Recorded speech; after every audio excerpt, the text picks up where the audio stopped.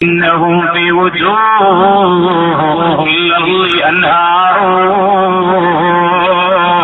ഭൂമുഖത്തുള്ള നദികളാണവർ, ഭൂമിയിലുള്ള നദികളാണ്, പുഴകളാണ്, സ്വാലിഹീങ്ങൾ, സൽവൃത്തരായ ആളുകൾ, നല്ല മനുഷ്യന്മാർ.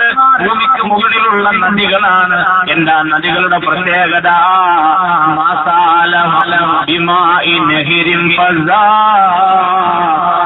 അൻഹു അഖ്ദാറു മാഉൽ ജനീതി ഇദാ മാസാല മുഖറലിസാ. ശ്രദ്ധിക്കണേ, അല്ലാഹുവിന്റെ റസൂല് മഹാന്മാരായ സ്വാലിഹീങ്ങളായ ആളുകളോട് കൂട്ടുകൂടിയാൽ നമുക്ക് നമ്മുടെ ജീവിതം ധന്യമാകുമെന്നതിന് ഉദാഹരണം പറയുകയാ.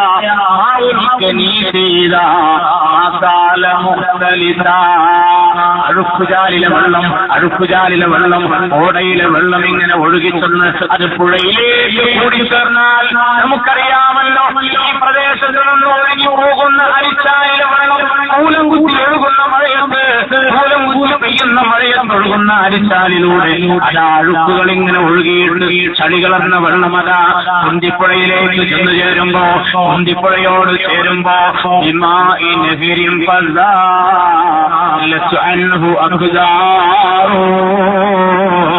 ഇപ്പോൾ അത് വൃത്തിയുള്ള വെള്ളമാണ്, തെളിഞ്ഞ വെള്ളമാണ്, ശുദ്ധമായ വെള്ളമാണ്. അഴുക്കുചാലിലൂടെ ഒഴുകി വന്ന് പുഴയോട് ചേർന്നപ്പോൾ ആ പുഴയിൽ ചേർന്നത് കാരണത്താൽ ആ വെള്ളവും വൃത്തിയായി തീർന്നിരിക്കുകയാ, അഴുക്കുചാലിലെ വെള്ളവും ശുദ്ധമായിരിക്കുകയാ. ഇതുപോലെയാണ് സ്വാലിഹീങ്ങളോട് കൂടുമ്പോ. അതുകൊണ്ട് യൗവനം വഴിപിഴച്ചു പോകാതിരിക്കാൻ, യൗവനം പതറിപ്പോകാതിരിക്കാൻ, പ്രിയപ്പെട്ട സഹോദരങ്ങളെ, വിതച്ചു നിന്ന് പോകാതിരിക്കാൻ നാം സ്വാലിഹീങ്ങളുടെ കൂടെ കൂടേണ്ടതുണ്ട്, നല്ലവരുമായി ബന്ധപ്പെടേണ്ടതുണ്ട്. ഇന്ന് നമ്മെ പിഴപ്പിക്കാനുള്ള മാർഗങ്ങളേറെയാ, നമ്മൾ പിഴച്ചു പോകാനുള്ള വഴികൾ ധാരാളമാ. മദ്യത്തിനടിമപ്പെട്ടുകൊണ്ട് മറ്റു പലതരത്തിലുള്ള തിന്മകളിലൂടെ സഞ്ചരിച്ചുകൊണ്ട് യൗവനം വഴിമാറിപ്പോകുമ്പോ ആരെയും അധികപ്പെടുത്താനില്ല, ആരെയും ആക്ഷേപിക്കാനില്ല, ആരെയും അധിക്ഷേപിക്കേണ്ടതില്ല. നാം തന്നെയാണ് വഴി കണ്ടെത്തിയത്, നാം തന്നെയാണ് പിഴച്ചുപോയത്. അതുകൊണ്ട് സഹോദരങ്ങളെ, മദ്യത്തിന്റെ ചഷകം ഒരിക്കൽ പോലും നമ്മുടെ നാവിലേക്ക് തൊട്ടുപോകരുത്, നമ്മുടെ വായിലേക്ക് തൊട്ടുപോകരുത്, നമ്മുടെ കൈകൊണ്ട് എടുത്തു പോകരുത്. നിങ്ങൾ കേട്ടില്ലേ ഉദ്ഘാടന ഭാഷണത്തിൽ ഒന്നരായ ഉസ്താദ് സൂചിപ്പിച്ചത്, സൂഫിവര്യനായ മഹാനുഭാവന്റെ ശിഷ്യൻ മരിക്കാൻ സമയം, മരണസമയത്തോടടുക്കുകയാ, സമയമറിയിരിക്കുന്നു. പക്ഷേ മഹാനവറുകളാണ്, സൂഫിവര്യനാണ്, മഹാനായ മനുഷ്യനാ, ധാരാളം ഇബാദത്ത് ചെയ്തവരാ. എന്ന് പറയുന്ന സൂഫിവര്യന്റെ ശിഷ്യനാണ്. പക്ഷേ വന്നിട്ട് തന്റെ ശിഷ്യനോട് കലിമ ചൊല്ലിക്കൊടുക്കുമ്പോ, ലാ ഇലാഹ ഇല്ലല്ലാഹ് ചൊല്ലാൻ ആവശ്യപ്പെടുമ്പോ ശിഷ്യന്റെ നാവിൽ ദിക്ർ വരുന്നില്ല, ശിഷ്യന്റെ ചുണ്ടുകൾ ചലിക്കുന്നില്ല, ദിക്ർ ചൊല്ലാൻ കഴിയാതെ ആ ശിഷ്യനതാ മരണപ്പെടുകയാ. സങ്കടത്തോടെ തിരിച്ചു വരികയാ. തന്റെ കൂടെ പഠിച്ച, തന്റെ ശിഷ്യനായി ജീവിച്ച, തന്നിൽ നിന്ന് അറിവ് നേടിയ തന്റെ ശിഷ്യൻ മരണസമയത്ത് ദിക്ർ ചൊല്ലാനും കഴിയാതെ, ദിക്ർ ചൊല്ലാതെ മരണപ്പെട്ടിരിക്കുന്നു. ധർമ്മസങ്കടത്തിലാവുകയാ. അങ്ങനെ വന്ന് കിടന്നു. അന്ന് രാത്രിയിലതാ ഒരു സ്വപ്നം കാണുന്നു. എന്താ സ്വപ്നമെന്നറിയുമോ? എന്താ സ്വപ്നമെന്നറിയുമോ? തന്റെ ശിഷ്യനതാ നരകത്തിൽ, തന്റെ ശിഷ്യനതാ നരകത്തിന്റെ അഗ്നിജ്വാലകൾക്ക് മുകളിലൂടെ ശിഷ്യന്റെ ശരീരം ഒരു പഞ്ഞിക്കെട്ടുപോലെ പാറിക്കളിക്കുകയാണ്. നരകത്തിലെ അഗ്നിജ്വാലകൾക്ക് മുകളിലൂടെ എന്റെ ശിഷ്യന്റെ ശരീരം ഒരു അഗ്നിജ്വാല പോലെ, ഒരു പഞ്ഞിക്കെട്ട് പോലെ പാറിക്കളിക്കുന്ന രംഗം കണ്ടപ്പോ മഹാനായ ഫുളൈൽ ഇബ്നു ഇയാദ് റളിയല്ലാഹു അൻഹുവിന് വല്ലാത്ത സങ്കടമായി. തന്റെ അരുമ ശിഷ്യൻ, തന്റെ പ്രിയപ്പെട്ട ശിഷ്യൻ, തന്നിൽ നിന്ന് അറിവ് നേടിയ, തന്നിൽ നിന്ന് പഠിച്ച, തന്നിൽ നിന്ന് ജീവിതത്തിന്റെ ക്രമങ്ങൾ പഠിച്ച ആ മനുഷ്യനെന്തേ ഇത്രമേൽ ഗതികേടിലായത്? നരകത്തിന്റെ ശിക്ഷക്കിരയായതല്ല, നരകത്തിന്റെ അഗ്നിക്കിരയാകാൻ കാരണമെന്താ? തന്റെ ശിഷ്യനോട് ചോദിക്കുകയാണ്, എന്തേ പറ്റിപ്പോയത്? എന്തേ നീ ഇവിടെ എത്തിപ്പെട്ടത്?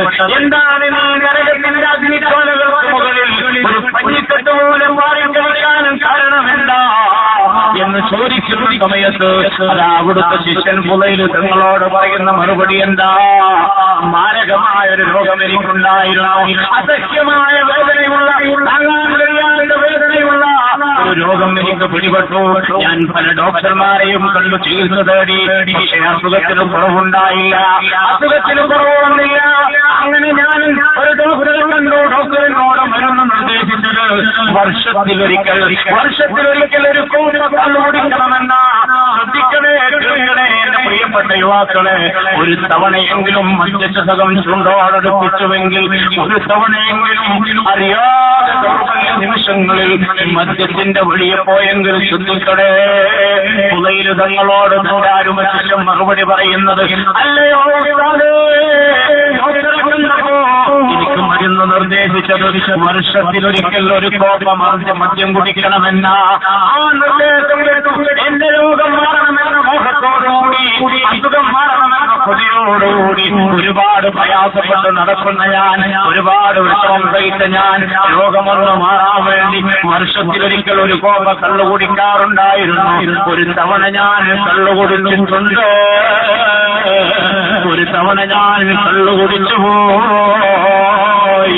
എന്റെ രോഗമൊന്ന് മാറിക്കിട്ടണമെന്ന മോഹത്തോടുകൂടി ആർക്കും ഉണ്ടാകുന്ന ആഗ്രഹമല്ലേ?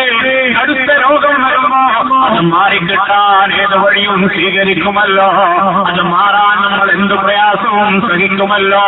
ആ രീതിയിലാണ് ചെറുപ്പക്കാരൻ സൂഫിയായ ഫുളൈൽ തങ്ങളുടെ ശിഷ്യനായ ഒരു തവണ കള്ളു കുടിച്ചു പോയതിന്റെ പേരിൽ നരകാഗ്നി തിന്നുന്ന വിറകായി പോയി.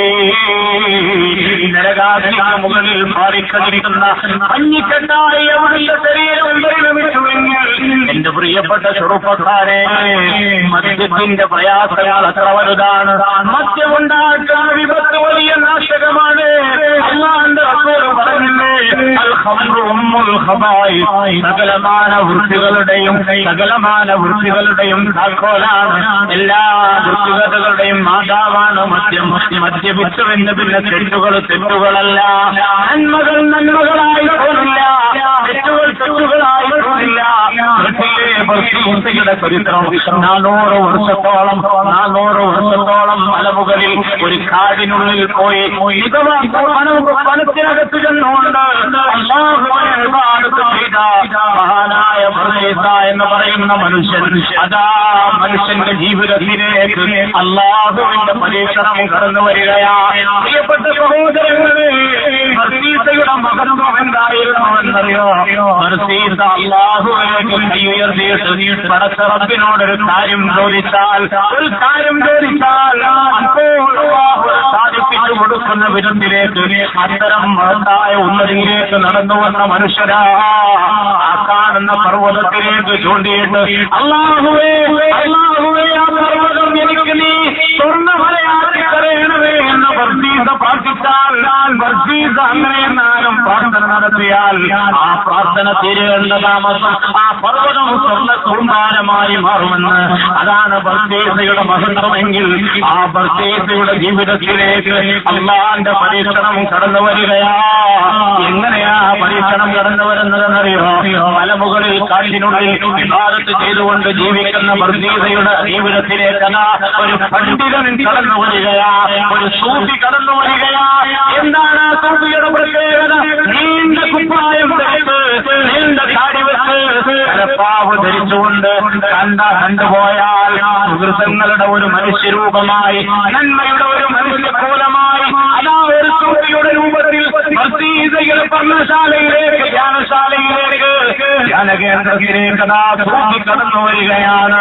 എന്നിട്ട് ബർദീസയോട് ചോദിക്കുന്നു, ബർദീസ, ഞാനും അങ്ങയുടെ കൂടെ ഇബാദത്തിൽ സഹകരിക്കട്ടെ, ഞാനും അങ്ങയുടെ കൂടെ ഇബാദത്തിൽ എടുത്തു കഴിഞ്ഞുകൊള്ളട്ടെ. ഇത് ചോദിക്കുന്ന ബർദീസയതാ ഇബാദത്തിനാണല്ലോ, തനിക്ക് പ്രയാസമാകില്ല, തന്നെ ബുദ്ധിമുട്ടിക്കില്ല, തനിക്കൊരു തരത്തിലുള്ള പ്രയാസവും വരില്ല, ഇബാദത്തിനാണല്ലോ സമ്മതം ചോദിക്കുന്നത് എന്നു കരുതിയിട്ട് സമ്മതം കൊടുക്കുകയാണ്. ആ സൂഫിയുടെ കോലത്തിലുള്ള ആളതാ ബർദീസയുടെ ധ്യാന കേന്ദ്രത്തിലേക്ക് കടന്നു ചെന്നു, വിവാദത്തിൽ മുഴുകാൻ ചെന്നു, മുഖാദത്തിൽ മുഴുകാൻ തുടങ്ങി, നിസ്കാരത്തിൽ പ്രവേശിച്ചു. പിന്നെ നിരന്തരമായ നിസ്കാരം തന്നെ ഒരു വേളം തരാൻ വീട്ടുമ്പോഴേക്ക് അതാ അടുത്ത നിസ്കാരത്തിലേക്ക് ഒഴിവില്ലാതെ നിസ്കരിക്കുന്ന മനുഷ്യരെ കണ്ടപ്പോ ബർസീസിന് വല്ലാത്ത കൗതുകം തോന്നി. ബർസീസ് 400 വർഷമായിട്ട് ശ്രദ്ധിക്കണേ, 400 വർഷമായിട്ട് നാട്ടിൽ നിന്ന് കിട്ടുന്ന എന്തെങ്കിലും ചെറിയ ഭക്ഷണങ്ങൾ കഴിച്ച് ഇല ഭക്ഷിച്ച് പഴങ്ങൾ ഭക്ഷിച്ച് ജീവനെ നിലനിർത്താൻ മാത്രം ഭക്ഷണം കഴിച്ചിട്ട് മുഴുവൻ സമയവും വിവാദത്തിൽ മുഴുകി കഴിയുന്ന ബർസീസ ബർസീസിക്ക് കൗതുകം തോന്നുകയാണ്. സദായി ഭാരത് തന്നെ ഭക്ഷണമില്ല, പാനീയങ്ങളില്ല, വിസർജ്യമില്ല, ഒന്നും തന്നെ പുറത്തു പോകാതെ ഒരു സമയവും ഒഴിവാകാതെ ഭാരതത്തിൽ മുഴുകുന്ന മനുഷ്യൻ വല്ലാത്ത കൗതുകം തോന്നി. ഒരു ദിവസം പിന്നിട്ടു, ബർസീസയുടെ കൂടെ ഒരു ദിവസം കഴിഞ്ഞു. രണ്ടാമത്തെ ദിവസം അതാ ആ സൂര്യവഞ്ചിൽ സുജൂദിൽ കിടന്ന് അലമുറയിട്ട് കരയുകയാ. ومن ذكر رب المهيمين خاليا وطالت به عيناه خوفا تالي. അർശിന്റെ തണൽ ലഭിക്കുന്ന മനുഷ്യരുടെ കൂട്ടത്തിൽ ഒരു വിഭാഗത്തെ എണ്ണിയതാരാ? അല്ലാഹുവിന്റെ മുമ്പിൽ നിൽക്കേണ്ടതിനെ കുറിച്ചോർന്ന് പരസ്പരത്തിന്റെ സവിധത്തിൽ നിൽക്കേണ്ടി വരുന്നതിനെ കുറിച്ച് ചിന്തിച്ചുകൊണ്ട് അല്ലാഹുവിനെ പേടിച്ചുകൊണ്ട് കരഞ്ഞ മനുഷ്യനാ. അവന് നാളെ അർശിന്റെ തണലുണ്ടെന്ന് ആദരവായ മുഹമ്മദ് മുസ്തഫ സല്ലല്ലാഹു അലൈഹി വസല്ലം തങ്ങൾ പഠിപ്പിച്ചപ്പോ ബർസീസ ആലോചിച്ചു പോയി. ബർസീസ ചിന്തിച്ചു, ഈ മനുഷ്യനെത്ര ഭാഗ്യവാനാ, അല്ലാഹനെ പേടിച്ചിട്ടാണല്ലോ ഈ കരയുന്നത്. സുജൂദിൽ കിടന്ന് പൊട്ടി കരയുന്ന മനുഷ്യനെ കണ്ടപ്പോ ബർസീസയുടെ മനസ്സ് പടക്കുകയാ. 400 വർഷമായി ഇബാദത്ത് ചെയ്യുന്ന 400 വർഷത്തോളമായി നിരന്തരം ഇബാദത്തിൽ മുഴുകുന്ന എനിക്ക് ഒരു തവണ പോലും